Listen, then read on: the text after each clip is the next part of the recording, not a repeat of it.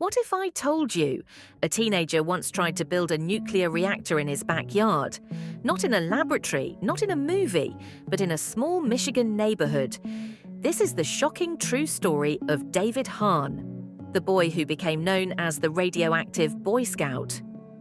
David Hahn was just like any other curious American teenager in the early 1990s, except for one thing. While most kids collected baseball cards or played video games, David collected chemistry sets. He read scientific manuals like they were comic books. He dreamed of becoming a scientist, maybe even winning a Nobel Prize. But David's curiosity didn't stop at simple experiments. He wasn't satisfied with vinegar and baking soda. He wanted to do what no teenager had ever done. He wanted to harness the power of the atom. His obsession began small. David scraped radium paint off old clock dials. He dismantled smoke detectors to extract americium. He even convinced suppliers to send him uranium ore through the mail. Piece by piece, David built a stockpile of radioactive material. He studied how to enrich and concentrate them using tin foil, lead pipes, and makeshift shielding. Neighbors thought he was just tinkering, but inside his backyard shed, David was attempting something far more dangerous. He was preparing to build a nuclear reactor. The shed behind his mother's house soon looked like a secret laboratory: wires, containers, glowing substances. David experimented late into the night, often with only a flashlight. And unbelievably, it started to work. The Geiger counter readings spiked. Radiation levels soared to over 1,000 times higher than normal background levels. Every day, his shed became more dangerous, not just for him, but for everyone in the neighborhood.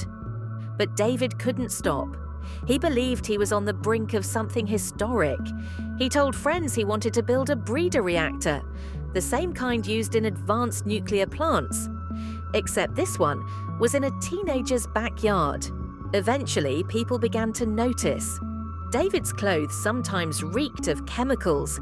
His hands bore burns and strange stains. When police stopped him one night for a routine check, they opened his car and found containers of radioactive material. Authorities panicked. The FBI, the Nuclear Regulatory Commission, and the Environmental Protection Agency all got involved. When investigators entered David's shed, they were stunned. Inside was not a hobby project, but one of the most serious cases of radioactive contamination ever found in an American neighborhood. Radiation levels were so high that workers had to wear full hazmat suits.